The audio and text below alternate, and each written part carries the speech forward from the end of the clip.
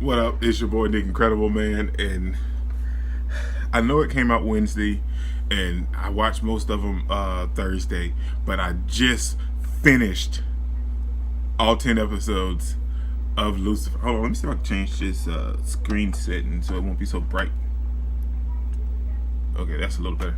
I just finished all 10 episodes of Lucifer, man, and oh my gosh, if you're not watching Lucifer season 4 anyway, go back and watch all the others. If you haven't seen it at all, go back and watch all three of the other seasons, and then come to season 4. And I'm going to say it outright, and I don't care if anybody judges me or anybody has anything to say. Season 4 of Lucifer is the best thing on TV. Well, since it's like on Netflix, but like as a TV show, period. And I love a lot of great TV shows like the CW, cop shows like Chicago PD, Chicago Fire, all that type of other stuff. I love superhero shows, Black Lightning, Arrow, Flash. I love all that type of stuff. But I can't explain it, man. Season 4 of I can't even talk. Lucifer was the best thing that I've seen on TV in a minute, man. All 10 episodes made it seem like it gave me the same feel as it did when I got the other season, when it was like 20 something episodes. I got all that into 10 episodes. Each episode gave me what I wanted. It gave me laughs. It gave me the emotion that I wanted from the actors and the characters themselves, and it gave me story progression and everything in each of the 10 episodes, and I just enjoyed it, man. I can't explain. I'm talking, but I can't explain how happy this whole season was to me. Okay, first of all, we got my boy Lucifer finally coming back, man. Like when they said it got canceled, I was like, no, man, I can't live without this show, man. It was so great, and there's so many characters on there that you love, but we got Lucifer back, man, and it kind of jumped in and picked up right after everything in season 3, but Decker had left, so she came back, and Lucifer and they was trying to connect and rebuild a relationship, but there was so much other stuff going on, man. Oh man, I kind of want to go in order, but there's so much other great stuff that I could talk about. I'm gonna be all over the place. First of all, before I talk about the show again, let's just talk about the greatness of episode 10 and that dance number, man. That dance number that took place in episode 10 was the greatest thing ever, man. Everybody was dancing, except for Chloe. We didn't get to see Chloe dancing. I guess she told the director and everybody else, I'm not dancing. I don't dance, so I'm not dancing. But everybody else was dancing. Lucifer lifted up Dan in the in the dirty dancing pose. So that was great, man. But let's talk about some of the other stuff. Another thing that was great about the season to me was we really saw the emotional struggle with Dan dealing with Charlotte's death, and also blaming Lucifer, himself, Pierce, and pretty much anybody else he could throw blame off on. They're trying to cope with her death. And I think them showing that, it gave Dan, Kevin Alejandro, something like that. I think that's his real name. But it gave Dan the chance to shine as a character. And even when he betrayed Lucifer and told the other guy that Lucifer, the killer, that Lucifer's the one that crippled his son, you still kind of reconciled with Dan and kind of understood where he was coming from and why he was so upset. Of course, you was upset that he told about Lucifer. I mean, because Lucifer is everybody's favorite. Excuse me. But you understood where he was coming from and how he got to that point. So that was a nice thing, and that was pretty much Dan's whole progression. This whole season was him, dealing with Charlotte's death, and in the end, he kind of really did. But now, one thing I didn't like at all about this season, man. Oh my gosh. They did not have to let him and Ella sleep together, man. I love both of them as a character so much, and they let them sleep together. I mean, I guess it was just a one-time thing, but they didn't have to let them sleep together. I did not need that. I didn't need them sleeping together. But that's just me. I don't know how anybody else feels about that. But let me see what else we got. before I talk about other stuff, let's get to the huge thing that was a major thing this season. Amenadiel and what is her name? The doctor. I just saw the show. I can't think of her name. Hold on, let me see. Let me type it up. I can't believe I can't think of her name.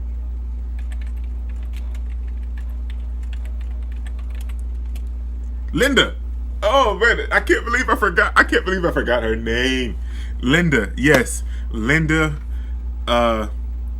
Linda and Amenadiel had a baby, man. They had a baby, a celestial baby. So that was one of the best things in this season, man. There was a bunch of other tidbits that happened, but this particular thing was like, okay.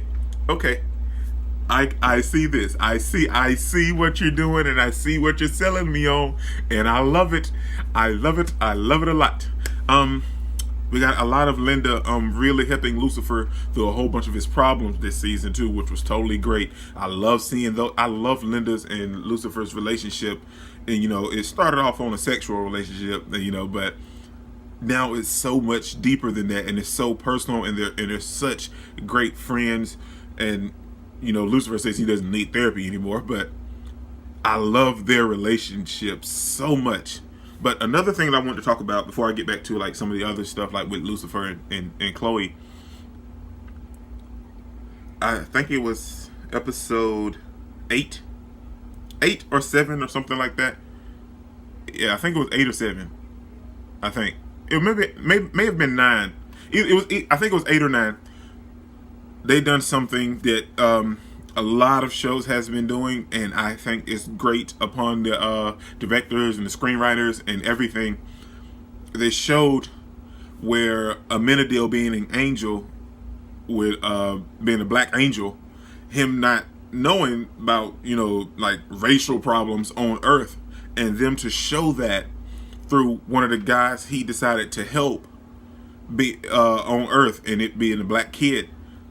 And these cops came up and they just automatically assumed and profiled and treated this kid so bad because, yes, granted, there was a warrant out for him committing murder, but he was listening to what they were saying, and they just treated him so badly. And then the Amenadiel wasn't doing anything, and they treated him like he was already a criminal. And shows have been doing this a lot lately, and I think it's a great way to show people and really let them grasp that concept. I mean, nothing like that has ever happened to me. I mean, I live in a small town, so that doesn't happen to me.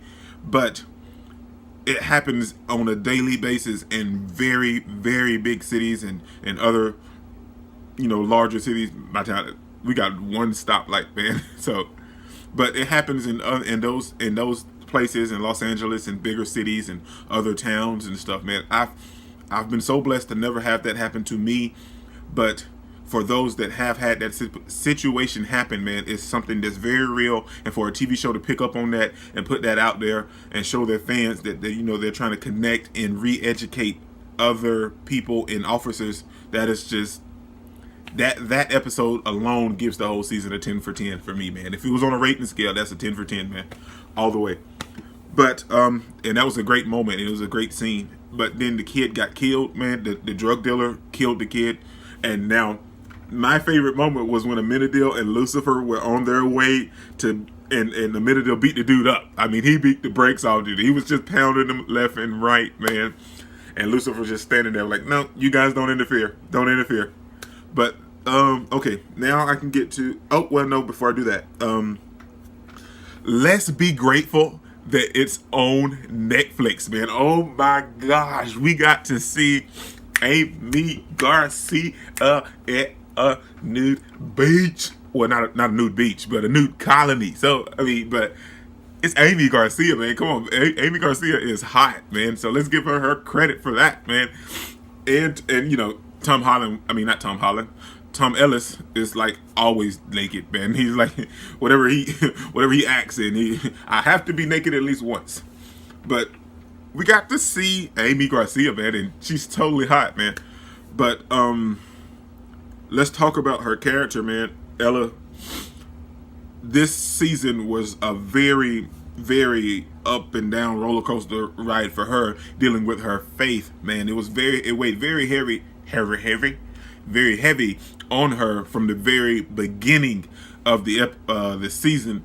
It was, and then like midway through, like episode 4 or 5, you see her really struggling with everything. And I was hoping, and she took off her cross and everything. But I was hoping this season that we would have gotten Lucifer to reveal himself to Ella.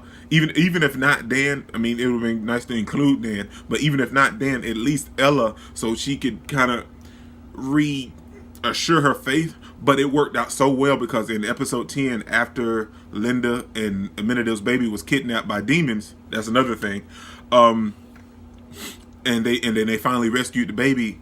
It kind of reaffirmed her faith and gave her,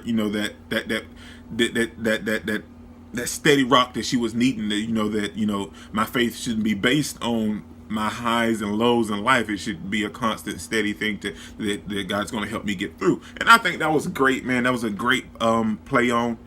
But this season they brought demons, and well, before I do that, they were saying that Linda and Amenadiel's baby was a celestial being.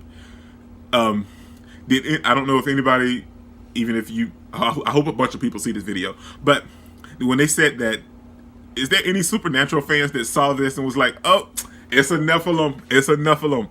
But that's what I thought. That was my thinking. And then when she said, let's name him Jack, no. But that's just me. I think that was a huge nod and call out to Supernatural. That's just me. But what I was talking about? Oh, demons. Yes, man. It was nice the way that they done it, and I'm assuming that had to do a lot with the budget going towards Lucifer, Devilface, Amenadiel's wings, their sister's wings, and just overall shooting locations and paying the actors and stuff. That they couldn't do it like Supernatural, like where the demon smoke comes in, possess them. Maze talked about it, but like they just never really showed it. All the demon possessions was kind of just like they'd kill someone and then their body or soul would like disappear, and then all of a sudden they just come back to life and the demon had taken over. But it would have been really, really cool if we could have got like some all black eyes or like some smoke or something from like Supernatural. But that's just me, man. Wishing for some greatness like that. But what else? I'm trying to think. I know I haven't talked about Chloe and Lucifer yet, so I'm going to save that. But what else? When Dan told the guy that was going to kill Lucifer about Lucifer hurting his son. What's their daughter's name? Trixie. Trixie was at Lucifer's house, man, and when the dude came in there just shooting, I knew in my mind that Lucifer was going to be like, no, back away or get away or something, because it's Chloe's daughter, and he was going to be like, protect her regardless. So that whole little particular scene right there where all that transpired, and even Eve stood in front of to stop her from getting shot and stuff, that was a great scene to me. That was one of my favorite moments in this whole season. What else? Let's be real. The emotional level of this season was just like top tier, man. This season of Lucifer was just pure perfect to me. The writing and everything, the plots, the story, the character development, the characters themselves, the acting from the actors, everything on this, it was just perfect to me. But now I can talk about before I do that, let's talk about this priest first, man. Okay. This priest is setting up people to commit murders and slaughtering innocent people and everything. So, like, and he's a priest. So, oh my gosh. And then he ends up dying in, like, episode 9? 10? 9. And, when that happens, and, like, he was like, what makes you think I'm going to hell? like, dude, I was like replaying the other episodes in the back of my mind. I was like, dude, there is no way, man. Look at the stuff you done, dude. You killed innocent people for nothing. I mean, I know you had to back up.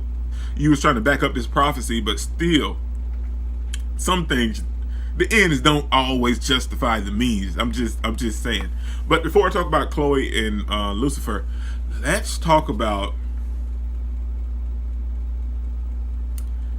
the thing that really just, I guess, it kind of elevated and it kind of really brought it down to a little bit to me, was Eve. I did some episodes I like Eve and some episodes I didn't. The actress, I like her very much because she played in this show called Imposters, and she was very very great in that role and that show, and I enjoyed her so much.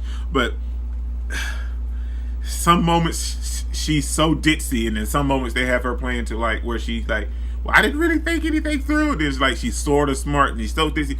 I mean, but I know because she's been gone forever and then she finally came back. But it's just in certain episodes she was okay, and in certain episodes she was like down here. Well, you can't see it, but like some episodes she was here, and in some episodes she was like here. So it really wasn't. She was so flip flop as a character, and she didn't get, honestly, her only two moments that was anything that meant anything to me was when she was dressed up as Chloe in the precinct, and she had that idea for the whole solving that case, and at the end when she saved baby Charlie. Those were her only two redeeming qualities in the whole season. But let's talk about my girl Maze, man. Maze, if you really need somebody so bad, I'm there for you. If you need someone to comfort you, I am totally there for you. Just call my name. It's Nick Incredible, and I'll be there. But yes, man, I love Maze. I love Maze from every season, man, and her character development. It steady keeps getting better each season to me, man. And this season, all her particular moments with Linda were totally great to me, and I loved every one of those, man. Those scenes was great. So Maze's character development was on point to me, and I loved it so much. What else? Oh, now we can finally get to the point. Chloe and Lucifer, man. Their relationship is so weird, but at the end, in the final episode, when she tells Lucifer she loves him and she kisses him and he leaves to go to hell. Oh, I'll talk about that in a minute too. You saw Chloe grow so much from like all of the past seasons, and even from the first couple of episodes in this season. You saw so much character development that you understood. That it's like, if you didn't like already know that Lucifer was already this stuff, like from our perspective, like from watching the show, you could totally be in her shoes. Let's be real. But you see her grasp the concept of everything and tell Lucifer the main reason she was scared was because she didn't want to lose him at all. It just touches your heart. It makes you feel so good, man. And so their relationship is weird, but I love it so much. I love their relationship so much, man. And this whole season was great. But let's talk about the whole devil form of Lucifer. Like, it was so great, man. It was creepy. It looked so weird. It looked so weird. But it was done so well, man. It was done very, very well. They even had the tip of and bones and everything poking out of his spine, and his wings.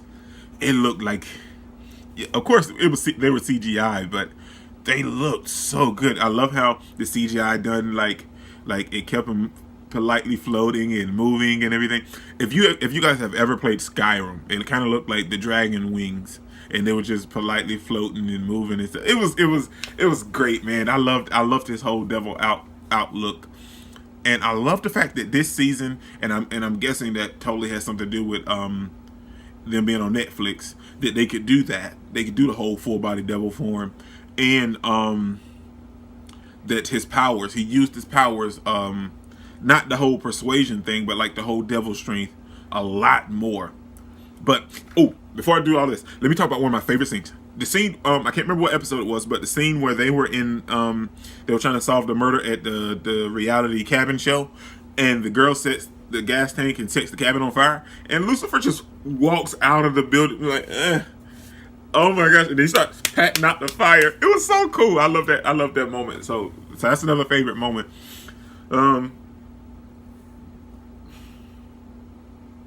I think that's it, man. I think I pretty much covered everything. You know, it was, each and every episode there was a bunch of general stuff that was going on.